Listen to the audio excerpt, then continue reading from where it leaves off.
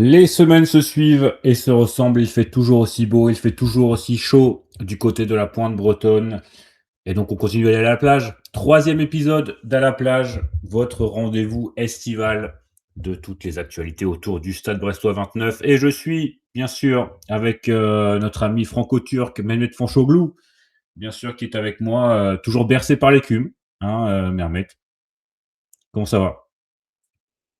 Très, très contente de te rejoindre pour ce troisième numéro d'À la plage pour la saison 2026-2027. Écoute, il commence à y avoir de la recrue, il commence à y avoir de la rumeur, du transfert pour des arrivées, pour des départs, des matchs amicaux, une saison qui se profile. Donc beaucoup de choses à raconter, je pense, dans cet épisode. Ça va être assez dense et plutôt hypé, on va dire, par ce qui se passe. C'est vrai qu'on n'avait pas l'habitude d'avoir autant d'actualités à ce point de l'intersaison. On est le 12 août et ça se bouscule dans les arrivées. Bien sûr, comme vous pouvez le voir sur l'écran si jamais vous regardez sur YouTube ou pas, si vous êtes sur les différentes plateformes sur lesquelles vous écoutez le podcast, mais ça bouge du côté des arrivées et ça fait plaisir déjà d'une part d'avoir des arrivées avant la toute fin du mercato, n'est-ce pas, mon cher ami Fanch? Tout à fait, ça fait plaisir. Et puis au-delà du simple fait que ça fasse plaisir, c'est surtout aussi assez rassurant de voir que finalement les doutes que l'on pouvait nourrir et avoir assez légitimement après le départ de Grégory Lorenzi, on a attendu assez longtemps finalement un directeur sportif. On nous a concocté quelque chose d'un peu maison avec ce binôme Diatta-Leroux qui visiblement n'a pas repris les mêmes manières de faire que Grégory Lorenzi, qui lui attendait souvent la toute fin du mercato pour recruter beaucoup de joueurs en prêt.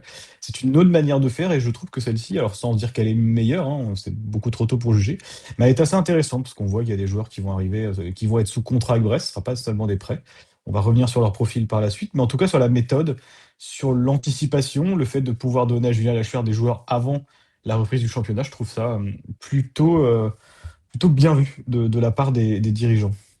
Bien d'accord avec toi et on peut aussi voir que le profil de ce qui va rejoindre a priori le Stade Brestois d'ici quelques jours avec, bien sûr chaque joueur, chaque arrivée aura son épisode de présentation. Mais c'est vrai que le profil de ces joueurs est également intéressant. Donc comme vous pouvez le voir, Gauthier Lloris, vous êtes sûrement au courant d'ailleurs de toutes ces rumeurs et de ces arrivées prochaines, Gauthier Lloris, Egil Selvik et le Malien Mamadi Diambou. De prime abord, qu'est-ce que tu en retires de ces arrivées, de ces joueurs? Alors 2 choses. La première sur Gauthier Lloris, c'est ce que j'ai rapidement dit dans l'épisode de présentation, c'est que finalement c'est un joueur qui était, en fin de contrat et qu'on avait identifié comme une potentielle recrue. Je pense que personne n'a été surpris par le nom lorsqu'il a été sorti par l'équipe. C'est à mes yeux un recrutement qui est intelligent parce que c'est un joueur qui connaît la Ligue 1, qui a de l'expérience, qui en plus, les Havrais nous ont dit plutôt du bien de lui, notamment sur sa fiabilité. Il va pas coûter un centime. Je pense que d'autres clubs comme, je sais pas, Angers, peut-être Lorient, Le Mans, des joueurs un peu de des clubs pardon, de ce calibre-là auraient certainement été très heureux de le signer. Donc je suis ravi qu'ils viennent compléter la défense brestoise dont on sait qu'elle est en difficulté. Et l'autre chose, avant que je te laisse la parole sur le profil de Gauthier Lloris, c'est aussi un petit peu le côté inattendu de la piste Selvik. Celle-là, on l'a absolument pas vu venir. Et tu me diras un peu ce que tu en penses, toi, du fait d'aller chercher un gardien, de payer un transfert et tout. Mais moi, j'ai pas été du tout rassuré par la fin de saison de Grégoire Couder, pas du tout, hein. C'était évidemment mieux que Maïeski, mais en même temps, c'était pas compliqué de faire pire. Je pense que tu aurais fait mieux aussi. Là, je trouve qu'on va chercher un gardien un peu plus expérimenté, un peu plus référencé, et ça fera beaucoup de bien à l'équipe. Ouais, sur Gauthier Lloris, il y a au-delà même des qualités, footballistiques et de l'importance d'avoir, malgré tout, un troisième défenseur central fiable. Derrière ou même devant, hein, on ne sait pas vraiment, quelle sera la hiérarchie, même si on peut supposer qu'on démarrera avec, Chardonnay et Le Guen, comme on peut le voir dans les matchs amicaux depuis le début de la préparation.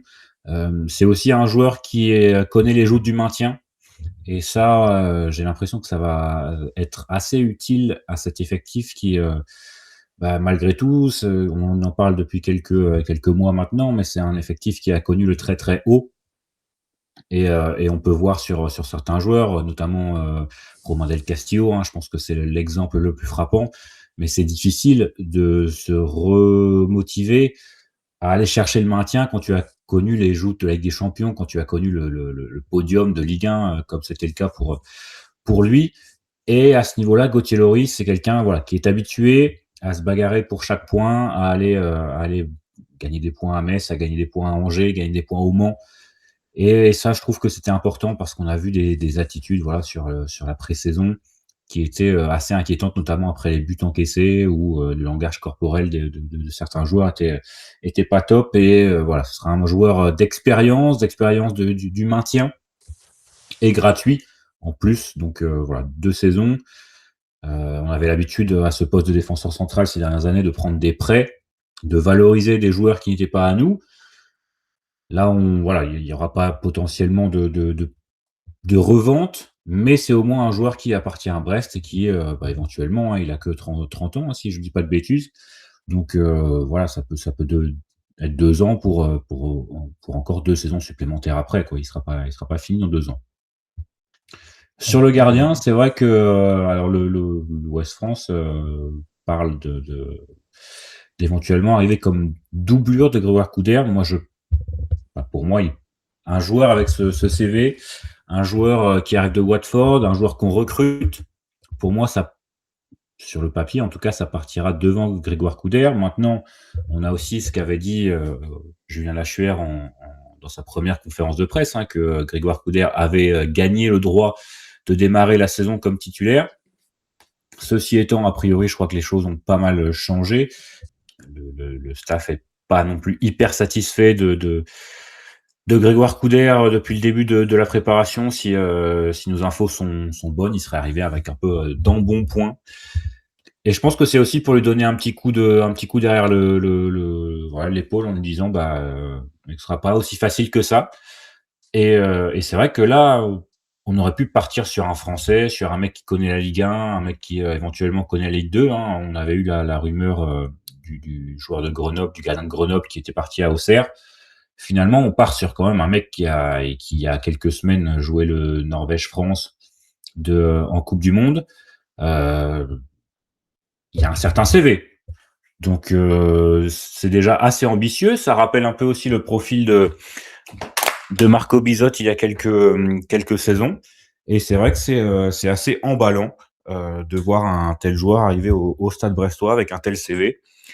Et ça montre aussi que le club, pour le coup, est plutôt intéressé à amener des joueurs qui viennent d'ailleurs que de la France, qui ne parlent pas français. Donc à ce niveau-là, il y a pas mal de points positifs qui se dégagent au-delà même du joueur qui arrive, dont on ne connaît pas grand-chose. Hein. Vous en apprendrez certainement plus lors de l'épisode de présentation. Mais en tout cas, c'est intéressant de voir que les méthodes changent. Effectivement, c'est ce que tu as souligné en introduction de ces petites arrivées, mon cher Fonch. Et le Malien de Salzbourg, dont on ne connaît pas grand-chose non plus, hein, Mamadi Diambou. Il a été bon à un moment donné, vu les clubs qui étaient dessus. Visiblement, c'est un peu plus compliqué ces derniers temps. Il a très peu joué la saison dernière du côté de Salzbourg. Malgré tout, pourquoi pas? Pourquoi pas? Pareil, ça montre que Brest veut aller un peu plus loin.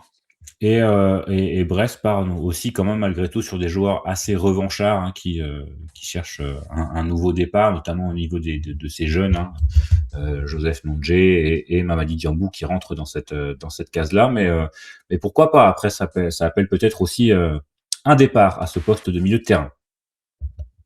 Je trouve assez intéressant le fait également, comme tu le signalais, de rompre un petit peu avec les méthodes de passé, de se différencier un petit peu de Grégory Lorenzi, afin de poser sa propre patte et de bien montrer à tout le monde comme dans un nouveau projet. Autre chose qui me semble intéressante, c'est le fait de devoir régénérer, de vouloir régénérer un peu cet effectif. On sait évidemment le traumatisme qui nous a tous touchés, évidemment, mais en particulier le club, le staff, les joueurs, qui ont probablement euh, encore tous en tête la mémoire d'Eric Roy, et c'est bien normal. Mais tu peux pas avoir un vestiaire qui reste justement dans cette torpeur qui est bien naturelle, en apportant des joueurs, des sans frais de l'extérieur, des mecs, des cadres, parce que quand tu es le gardien numéro 2 de la Norvège ou que tu es Gauthier Lloris qui a quand même un pédigré en Ligue 1 avec de nombreuses saisons, tu amènes des joueurs qui vont te tenir un vestiaire, des joueurs qui vont également donner un second souffle à ceux qui pourraient l'avoir un petit peu perdu quelque part assez logiquement entre la saison de Ligue des Champions et puis la saison d'après, qui forcément te ramène au pain quotidien qui est beaucoup peut-être plus difficile pour des compétiteurs. Je ne suis pas à la place de ces joueurs-là, mais on peut l'imaginer. Donc c'est chouette, c'est un peu un alliage entre vieux briscards revanchards, jeunes qui sont à relancer. Honnêtement, avec nos moyens, c'est très facile de critiquer, mais je trouve que c'est intéressant. Alors, on juge un mercato, on en parlait avec Yann. C'est vrai qu'on a tendance à juger un mercato lorsqu'on a quelques mois de recul, mais on peut déjà saluer, je trouve, saluer la méthodologie et saluer les idées. Et ça, on l'a pas toujours eu à Brest, et donc c'est intéressant. Bien d'accord avec toi sur ces points. On va passer maintenant à tout ce qui est départ, si tu n'as rien à rajouter, puisque bah, c'était également un endroit où ça bouge du côté des départs. On a eu bien sûr la rumeur Joris Chotard en Arabie Saoudite que je n'ai pas mis sur le petit diaporama. Mais ce n'est pas le seul Brestois qui attire d'autres écuries, avec notamment Magnetti, Hugo Magnetti, hein, bien sûr, qui serait sollicité par l'OGC Nice. Pareil pour Del Castillo en négociation avancée avec un club turc, selon West France, ainsi qu'éventuellement un club anglais de première ligue, ça qui est un peu plus surprenant, on va dire, la Turquie pas tellement, et un peu plus anecdotique peut-être, mais qui rejoint aussi l'arrivée de Selvik, le départ probable et possible de Noah Joly vers les Francs-Borins en deuxième division belge, pour un joueur malgré tout formé au club. Pareil, Fange, je pense ça rejoint un peu ce qu'on disait hein, sur le renouvellement de l'effectif. Ce sont des joueurs qui ont beaucoup apporté au Stade Brestois depuis plusieurs saisons. Ça me semble aussi nécessaire de changer, même pour eux, hein, que ce soit pour les supporters, pour les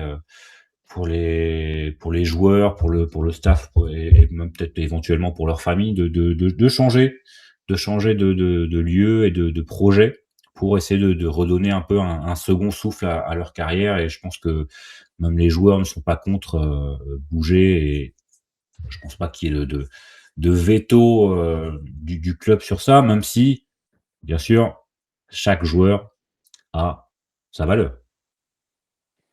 Pas de veto, c'est vrai, mais alors surtout pas pour le cas de Noah Joly, qui, bon, comme tu l'as dit, est relativement anecdotique. Pour Romain Del Castillo, on sent quand même un joueur qui, alors évidemment, hein, prendre les précautions d'usage, bien entendu, ça reste un immense joueur dans l'histoire récente du Stade brestois, qui a été de tous les grands succès pour la qualification Ligue des Champions. Peut-être que la marche était un petit peu haute en Ligue des Champions, mais en championnat cette année-là, il faisait quand même le boulot. Depuis, notamment l'année dernière, ça a été vraiment plus difficile, et peut-être qu'on arrive effectivement au bout de l'histoire. Je pense qu'il faut peut-être mieux qu'elle se termine maintenant, plutôt que de faire encore une saison qui serait la saison vraiment de trop. Donc voilà, le club de première ligue, pourquoi pas, hein, ça me surprend, mais la Turquie, alors je suis pas spécialiste turc, on aurait dû demander à nos amis de l'autre jour, mais je sais pas du tout ce que ça vaut, ce club d'Erzurum là qui est sur lui. En revanche, sur Magnetti, le club a l'air un petit peu plus fermé, j'ai l'impression, d'après les informations de West France, hein, qui disait que Hugo Magnetti ne serait certainement pas bradé. En tout cas, c'est les informations que ça, nous, on a pu avoir, c'est que Magnetti ne serait pas bradé, même s'il était à un an de la fin de son contrat, que le club en attendrait certainement une somme, et que la prolongation était également une chose qui était envisageable. Alors, on sait qu'il y a au moins 7 ou 8 joueurs, j'ai la liste qui est dans l'équipe du jour, mais je ne l'ai pas sous les yeux, qui sont en fin de contrat en 2027. C'est nécessaire qu'il va falloir se séparer d'une partie d'entre eux, notamment ceux qui sont un petit peu en difficulté. Je pense que si on perd Romain Del Castillo pour le remplacer, ce serait pas forcément dramatique. Hugo Magnetti au milieu, ça reste quand même. Je sais pas ce que tu en penses, mais j'ai peur qu'on perde trop de joueurs d'un coup aussi. Alors régénérer c'est une chose, mais garder quand même un ou deux cadres de l'équipe passée. Tu vois, je garderais par exemple un Ajorc, un Magnetti, un Chardonnay, un par ligne, ça me semblerait être important. Après, qu'est-ce que tu appelles un cadre? Bah, c'est Est-ce que le pour jou- toi, Ego Magnetti, actuellement, il part titulaire indiscutable dans ton équipe? Ah, dans mon équipe aujourd'hui, oui. Dans mon équipe, Parce je que commence un milieu de terrain. Bah, je pense que dans l'esprit de Julien Lacheur, ça reste Magnetti, Chotard et Doumbia dans les trois au milieu, quoi. Magnetti, il déçoit quand même rarement. Alors forcément, on peut être un peu frustré parfois par son jeu qui un petit peu trop sécuritaire, un peu trop latéral, un peu trop vers l'arrière. Néanmoins, aujourd'hui, je ne sais pas qui tu mets à sa place, tu vois. Est-ce que pour moi, Lucas Touzard est beaucoup trop lent et en difficulté physique. Macalou, Après, c'est pas le même on en profil. parlait l'année dernière. C'était un peu le côté doublon de ce duo Chotard-Magnetti. Donc, est-ce que tu Ah n'as pas oui. non plus besoin de changer l'un de ces profils pour mettre quelqu'un qui ferait le lien un peu plus, un peu mieux, le lien entre Ah bah, la défense et l'attaque? si tu as raison, on en avait parlé, mais dans ce cas, s'il fallait en perdre un entre Chotard et Manetti, moi, je serais plutôt pour qu'on laisse partir Manetti, parce que plus vieux, 1 an de la fin de son contrat, et puis je trouve que Joris Chotard a peut-être d'autres qualités ou un petit peu plus de qualité en tant que joueur qui va vers l'avant. Même s'il a évidemment aussi ses lacunes, mais moi, la paire Magnetti-Chotard, elle me dérange pas si on arrive à avoir un troisième avec eux. Je suis pas du tout convaincu, vous le savez, par l'association avec Kamori Doumbia dans ce milieu. Même si évidemment il a ses stats et que sans lui c'est moins bien, mais c'est pas parce que sans lui c'est moins bien qu'on peut pas non plus trouver mieux. C'est ça que je veux dire. Peut-être trouver un troisième gars qui puisse éventuellement jouer en point de basse pour faire monter les deux. Et là, ça pourrait, à mon avis, être un petit peu mieux. Mais en tout cas, ouais, voilà, j'imagine que ce sont des questions aussi que le staff se pose. Et on est d'accord pour dire que Hugo Manetti a une certaine valeur, hein, qu'il a acquis au fur et à mesure de ses saisons, de ses kilomètres parcourus sur les différentes pelouses de Ligue 1 et d'ailleurs, bien sûr, très français. Mais bien sûr, ouais, en tout cas, il sera remplacé si jamais il y a départ. C'est vrai qu'on peut pas, comme tu l'as dit, on peut pas non plus se baser sur. Autant il a plutôt fait une belle entrée contre Venise, mais on peut pas partir avec beaucoup de certitude sur Joseph Nonje.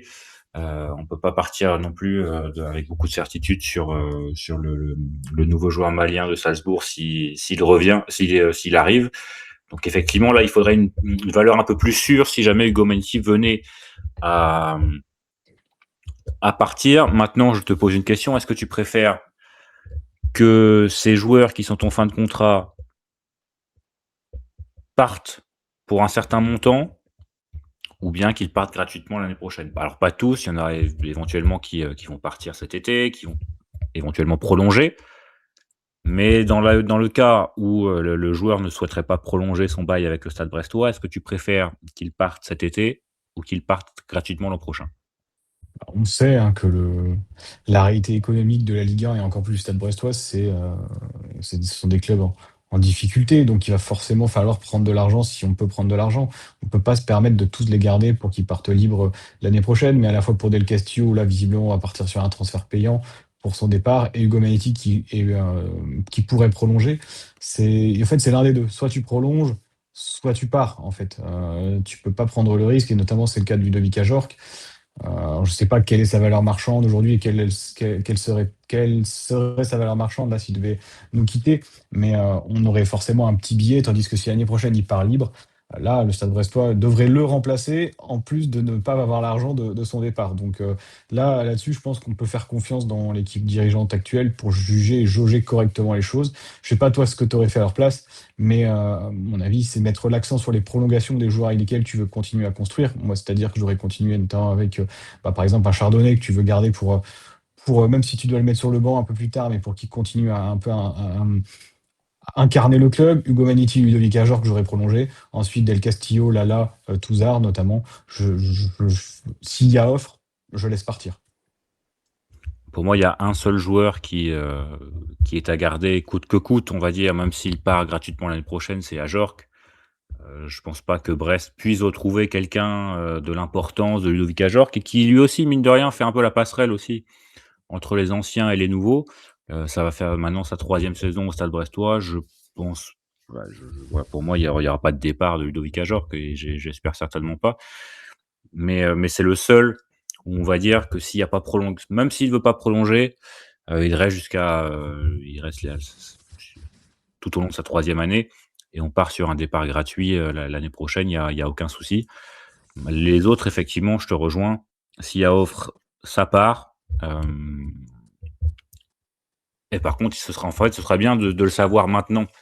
Ce serait bien de savoir, que si les joueurs veulent prolonger aujourd'hui, plutôt que, parce que finalement, ils peuvent commencer à négocier avec leur éventuel futur club à partir du 1er janvier. Donc c'est les derniers 15 jours pour les faire partir si jamais ils veulent pas prolonger. Donc Après, on sait j'imagine que les que tractations généralement, vont bon train. on peut imaginer aussi que ça peut s'accélérer très vite, hein, à mon avis, même s'il y a une semaine de la clôture du mercato, c'est pas encore réglé. Tu sais que sur les 2, 3, 4 derniers jours, des deals peuvent se faire assez rapidement. Pour l'instant, je suis pas trop inquiet si on se retrouve le 28-29 août et qu'il y a toujours aucune nouvelle des prolongations et que tous les joueurs sont encore présents. Effectivement, peut-être qu'on pourrait s'inquiéter davantage. Mais là, mine de rien, le mercato est encore long. On a visiblement une cellule de recrutement qui est active, donc plutôt d'avis de simplement faire confiance pour l'instant et Et de revoir ça dans doit 10 aussi jours. rassurer un peu les joueurs actuels, de voir qu'effectivement le club se bouge à ce niveau-là parce que, si on se met dans leur peau il y a à peu près 2 mois, c'était vraiment le flou. Les joueurs ne savaient pas vraiment à qui s'adresser pour exprimer leurs doléances. Si Ludovic Ajorc voulait ou voulait pas prolonger, il y a 2 mois, il savait pas à qui s'adresser pour l'exprimer. Donc là maintenant que le projet prend un peu plus de sens et prend un virage un peu plus intéressant avec, des recrues qui j'imagine même quand tu es joueur, voilà, ce sont plutôt des belles recrues avec un certain CV. Donc, là j'imagine que c'est un peu plus clair et que, les joueurs aussi vont pouvoir, heu, prendre une décision. Maintenant effectivement ça parlera salaire, ça parlera durée de contrat et tout ça. Mais au moins il y aura un peu plus de levier pour le Stade Brestois pour essayer de négocier et évidemment, on est obligé d'en parler, mais la météo, bien sûr, la météo, fait qu'il y a certains joueurs qui vont, peut-être, avec le réchauffement climatique, vont, décider de rester à Brest parce que, c'est le futur sud de la France. Eh ouais, c'est important de Bon, le dire. ça, c'est important, ça va devenir la Riviera brestoise. Au niveau des départs aussi qui n'ont pas été mis sur le diapo, parce que tout simplement, il n'y a pas eu d'informations sorties par la presse à l'heure où on enregistre, c'est le départ probable de Luc Zogbé également en prêt, a priori, avec un club brestois qui ne semble pas compter sur lui, en tout cas pour la saison prochaine, qui pourrait donc être prêté avec, évidemment, dans ce cas-là, le recrutement d'un joueur à sa place. Alors, à voir si le club fait le pari de prendre un joueur pour arriver en doublure de Kenny Lala, ou si au contraire, tu essayes d'aller chercher quelqu'un qui puisse être titulaire. Moi, je trouve que Kenny Lala, en ce moment, c'est vraiment, et en ce moment, pas que, hein, mais depuis l'année dernière, c'est très, très compliqué.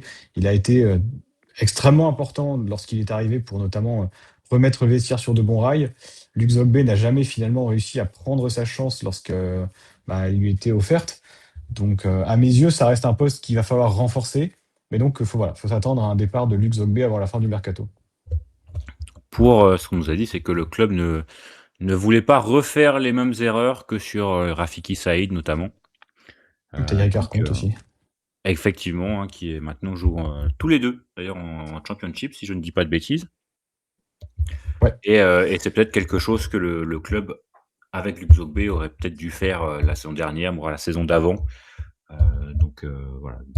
Il n'est jamais trop tard pour essayer de lancer, ce dispositif et ça rejoint peut-être un peu aussi, parce que malgré tout, Luc Zogbé est presque formé au club. Alors il est sûrement plus post-formé que formé, mais si on avait la bonne idée de commencer à prêter les jeunes pour qu'ils arrivent à se développer, ce qu'on aurait pu faire éventuellement avec Noah Joly. Après j'imagine c'est plus compliqué de prêter un gardien que les joueurs de champ, mais en tout cas voilà, c'est plutôt des bonnes nouvelles en tout cas. Ça montre aussi que ça réfléchit plutôt bien. Parce que j'ai jamais une mauvaise idée de prêter un jeune, dans des divisions inférieures. Il vaut mieux que le jeune, joue régulièrement, que ce soit en Ligue 2 ou même en Ligue 3 maintenant, plutôt qu'il reste sur le banc en Ligue 1, même si, il fait des entraînements avec des joueurs de Ligue 1. Le mercato, c'est terminé pour l'instant, hein, mais, évidemment, beaucoup d'épisodes qui vont arriver, en votre direction sur les prochains jours avec Yann, bien sûr, qui sera de retour au micro. Yann qui est occupé actuellement, donc il n'est pas à la plage, il est au travail. Nous, c'est la plage, hein, franchement, on est comme mieux aux à la plage, hein. On était où samedi? On était à Francis-Leblay. À Francis-Leblay pour, voir, notre premier, en tout cas moi, mon premier match amical de la saison avec donc, ce match nul contre Venise. Quelques jours plus tôt, le Stade Brestois avait gagné un match. Oui, messieurs, dames, du jamais vu depuis plusieurs mois. Alors j'ai pas le nombre de mois en Mois de tête, mais mars. ça commençait à faire beaucoup, le mois de mars. Une victoire contre Saint-Brieuc et donc, on va sûrement, plus parler de ce qu'on a vu, nous, parce que c'est vrai que le match amical contre Saint-Brieuc, à part le tacle d'un Briochin sur Mama Baldé, je ne l'ai pas vu. En revanche, on a bien vu ce qui s'est passé contre Venise. C'était pas brillant, ça ne prête pas à l'optimisme, mais c'est également la réalité de ce qu'est le Stade Brestois actuellement. Oui, tout à fait. Comme tu dis, c'était pas brillant. Après, c'était pas le Stade Brestois qui sera non plus, enfin, qui est pas il est pas au complet. C'est pas un Stade Brestois qui est complètement prêt. Mais ce qu'on a vu samedi, effectivement, il y a 2-2. On était au match ensemble en plus. On peut raisonnablement dire que si Brest avait perdu ce match-là 3-1 ou 4-1, c'était pas non plus volé. On a senti une équipe brestoise assez dépassée, je trouve, surtout en début de match par les passes répétées des joueurs de Venise qui nous ont mis pas mal en difficulté dans la tenue du ballon, dans le pressing, dans le surnombre aussi. J'avais l'impression sur les côtés qu'ils étaient un peu partout et que nous, dès qu'on avait le ballon, on savait plutôt quoi faire. C'était un peu la panique, des passes parfois on voulait jouer court, puis on repartait derrière et finalement on rebalançait une chute devant. Alors que ce qui m'a un peu chagriné, c'est de voir que sur un match amical, on ne tentait rien finalement. On tentait très peu de choses et on réussissait très peu de choses. Alors, est-ce que c'est une question de physique? Est-ce que c'est une question de manque de qualité, de profondeur de l'effectif à l'heure actuelle? On n'aura certainement pas la réponse tout de suite. On verra le match amical contre Nottingham dimanche qui risque d'être encore plus difficile. Ce sont des bonnes préparations avant d'affronter Le Mans, qui sera probablement une équipe plus faible que ces deux-là, à mon avis. Enfin, Venise, je ne sais même pas finalement, mais en tout cas, Nottingham, c'est une quasi-certitude. Après, bon, il y a encore des valeurs sûres, hein. Ludovic Ajor qui marque là c'est quoi, son quatrième but de la prépa au minimum.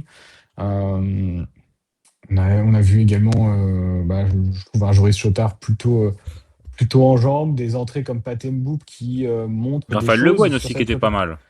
Raphaël Le Guen aussi, mais lui, il a un peu écopé, j'ai l'impression. Il était à gauche, à droite, il essayait de rattraper les coups. Joueur, finalement, c'est ce qu'on se disait hein, quand on en parlait, on craignait qu'il soit un petit peu lent, mais non, pas du tout. Enfin, vraiment, une belle vitesse de pointe aussi. Donc ça, c'était mon analyse de la rencontre. Après, c'est difficile d'en faire une vraie analyse sur un match amical avec beaucoup de changements et peu de rythme par moment. Mais, et d'ailleurs, on a bien vu des préparations qui se passaient très mal et des championnats qui se passaient bien et inversement. Pour autant, Bradley Loco ne va pas retrouver son niveau d'il y a 2 ans en une semaine. Kenny Lala fait 50 ans quand il court et il le fera toujours. Et techniquement, surtout, on voit une équipe qui est assez faible et c'est un peu dommage. Ouais, moi, ce qui m'a frappé, c'est, j'ai l'impression alors, il y a déjà je pense un manque de confiance, global dans cette équipe, ce qui est, relativement logique après ce qu'ils ont vécu, ces derniers mois et l'absence de victoire qui entraîne un cercle vicieux, je pense, hein, de toute façon, on le connaît, hein. C'est ce genre de choses. C'est aussi le manque de confiance en leurs partenaires. J'ai trouvé qu'il y avait, plusieurs fois où il y avait des passes à faire qui auraient pu lancer un truc, mais finalement, au lieu d'aller vers l'avant ou même sur le côté, on allait vers l'arrière, ce qui nous permettait pas de mettre du rythme à la rencontre et c'est vrai qu'on a vu très, très peu de rythme, en tout cas côté brestois. Ça a été beaucoup mieux à l'heure de jeu après l'entrée des remplaçants. Maintenant, c'était aussi des remplaçants côté italien, donc mine de rien, ça s'équilibre plus ou moins. Mais heu, mais c'est vrai que c'était pas brillant, c'était pas brillant. Bien sûr et on est lucide là-dessus, c'est ça reste des matchs amicaux, donc on peut pas non plus tirer de conclusion là-dessus. Les joueurs sont moins impliqués que ce qu'ils seront, au Mans lors de la première journée de championnat, mais malgré tout, voilà, comme je l'ai dit, ça n'incite pas trop à l'optimisme et on voit aussi que, voilà, l'effectif a besoin de recrues pour essayer de mettre un peu de nouveauté et d'offrir d'autres solutions à cet effectif parce que c'est vrai qu'on tourne un peu en rond, j'ai l'impression avec, sans vouloir, continuer à taper sur lui, mais Camori Doumbia qui est sur courant alternatif, Adel Castillo qui manque des contrôles, qui ne rendent pas hommage à son niveau technique. Mama Baldé, c'était plutôt correct. Après, voilà, l'entrée de Pathé Mboup, très bien. L'entrée de Joseph Nonje, pas mal du tout non plus. Celle de Camblan était correcte, tout à fait. Euh, voilà, à ce niveau-là, les entrants ont gagné des points alors que les titulaires en ont pas tellement gagné, mais les titulaires partent avec tellement d'avance que ça semble difficile de leur changer. On voit mal Kenny Lala perdre sa place d'ici Le Mans. On voit mal Camori Doumbia perdre sa place d'ici Le Mans. Donc voilà, compliqué parce que bah, finalement ça arrive très vite et comme tu l'as dit, le match amical contre Nottingham Forest va servir de répétition générale. Et finalement, est-ce qu'il faudrait pas faire comme Football Manager où tu joues contre des gros nullards pour redonner de la confiance à ton effectif plutôt que de jouer contre des cadors. Alors, sans que ce Nottingham Forest soit un cador, mais c'est en tout cas d'un autre standing que le Stade Brestois. Peur qu'une vilaine défaite ne permette pas à Brest de démarrer la saison dans de leur meilleure des capacités. Voilà. Ça permettra aussi de voir à quel degré l'équipe est capable de monter aussi son niveau de jeu, son niveau d'exigence. Moi, je suis plutôt d'avis que de rencontrer une équipe qui, sur le papier, est assez forte. En plus, à l'extérieur, ça peut être une bonne préparation pour justement te préparer à ce que tu risques de rencontrer cette année, c'est-à-dire des équipes qui te sont supérieures, qui ont plus de qualité dans tous les compartiments du jeu, mais être capable de rivaliser avec tes propres qualités, avec tes propres armes. Et c'est ce qu'on se disait pendant le match. Quentin, il ne faut pas qu'on perde Ludovic Ajorc cette année sur blessure, parce que sinon, ça risque d'être relativement compliqué pour marquer des buts devant, parce que il est tellement important avec et sans le ballon que sans lui aujourd'hui, je ne sais pas comment Brest ferait pour se montrer dangereux offensivement. Et ça, c'est une vraie interrogation de savoir que se passe-t-il si demain Ludovic Ajorc quitte le club au dernier moment ou se blesse pour plusieurs semaines. Là-dessus, parce qu'à peu près les autres postes, on peut imaginer des plans B, mais j'imagine qu'on mettrait Mama Baldé, mais pareil, on sait qu'il n'est pas très fiable au niveau de sa santé. Ce match à Nottingham, il faudra le prendre, comme tu l'as dit, une répétition générale avec un adversaire qui est rodé à la Première Ligue, qui a participé à la Coupe d'Europe et qui a bien performé l'année dernière. Ce sera largement meilleur que Le Mans, donc normalement tu arrives au match du Mans avec au moins tout ce qu'il faut comme certitude sur les exigences du haut niveau. Je pense que c'est une bonne chose. C'est en tout cas le dernier match amical, hein, donc avant le match contre Le Mans, le premier match de la saison. Ça arrive malgré tout assez vite. Hein, on a l'impression que la fin de saison dernière, c'était hier. Et pourtant, on arrive déjà au début de la saison 2026-2027. Alors, Et juste il faut... Nottingham qui va enchaîner 2 matchs amicaux de prestige, puisqu'ils ont affronté Barcelone et ils ont perdu Barcelone la semaine dernière. Et ensuite, ils vont enchaîner avec le Stade Brestois. Donc, vraiment, là, c'est Ça enchaîne pour Nottingham. les clubs de Ligue des Ah, Champions. bah, c'est le réveil pour eux. Ils ont du beau monde, hein. Ils ont du beau monde dans l'effectif, hein. Igor Ah oui, ça, Jesus, on n'en doute pas. Ils ont de l'argent. James McCarthy, Dan Ndoye, Arnaud Calimendo. Enfin, il y a du Matt Sells dans les buts, Gibbs White derrière. C'est quelque chose. Avec leur président Zinzin, voilà. On le rappelle. Oui, non, tout à fait. Donc, qui sait ce qu'il peut se passer du côté de Nottingham Forest. En tout cas, on espère que Denis Le Saint fera le déplacement pour découvrir son homologue grec de Nottingham Forest. Ça peut être une belle rencontre.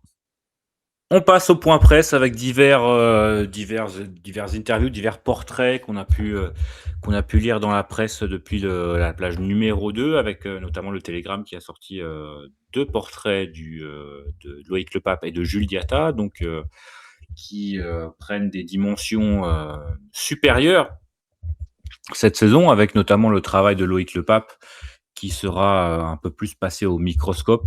Hein, on essaiera aussi, nous aussi, de vous en dire davantage sur, ce que deviennent les jeunes au fur et à mesure de la saison.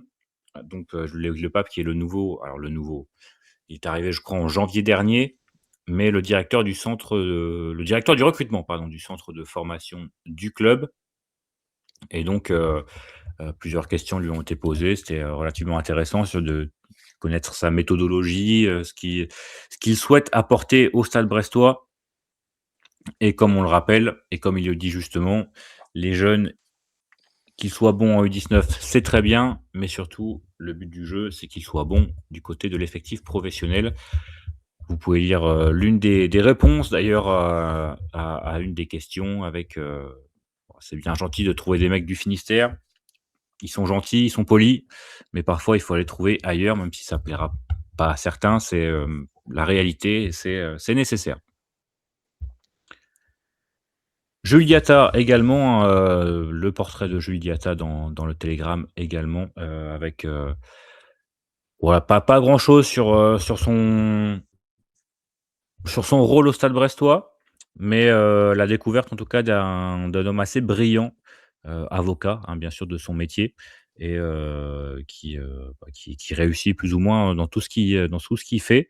Donc on espère évidemment qu'il réussira aussi du côté du Stade brestois et on rappelle aussi qu'il était à l'origine du projet de l'académie au Sénégal, donc l'Armor FC, et dont le rêve le rêve de Juliata est en tout cas de voir 2 ou 3 jeunes formés à l'académie briller avec le club.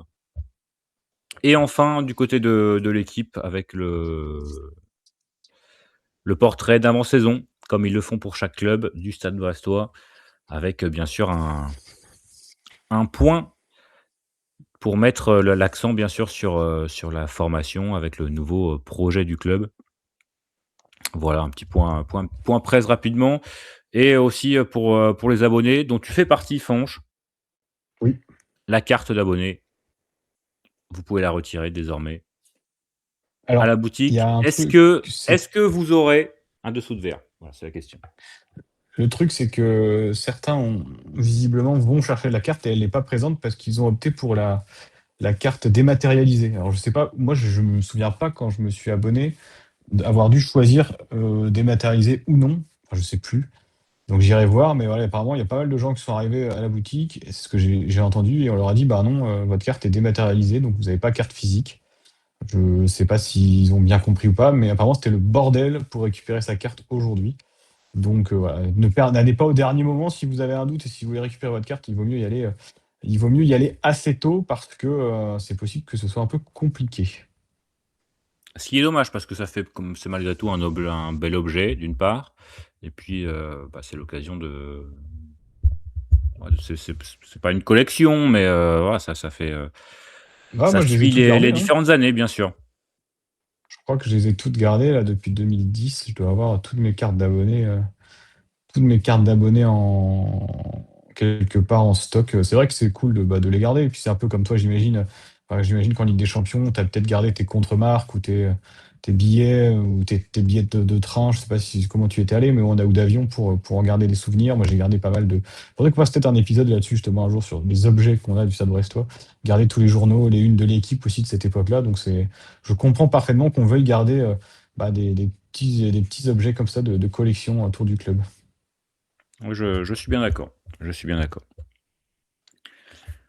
Fanche, il est temps de ranger serviettes et maillot de bain. À la plage, c'est Tout à terminé. fait. Mais on a fait le tour, de la question. Il y aura peut-être un dernier à la plage, peut-être pas. Avant le début du championnat, il y aura certainement l'épisode preview, bien sûr, dans la semaine qui précédera le match, face au Mans.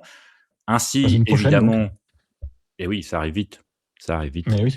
Ainsi, évidemment, que, les divers, épisodes de présentation des nouvelles recrues qui arriveront, très rapidement. Certains sont même déjà enregistrés. Vous vous rendez compte de l'anticipation de ce podcast, Ils c'est sont hallucinant. Le professionnalisme est hors de contrôle sur Breston Air, c'est fabuleux.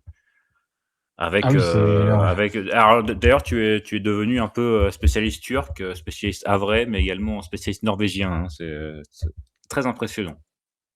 Tout à fait, ouais. C'est vrai qu'en se renseignant, pour tout dire, hein, quand une nouvelle recrue arrive, on va se renseigner au plus près des gens qui ont pu le côtoyer, le connaître, en essayant de trouver des gens pertinents. Et c'est vrai que cette année avec Yann, pour une question, bah, comme Yann continue à travailler pour une question de rapidité, d'efficacité, on n'enregistre pas l'interview, mais on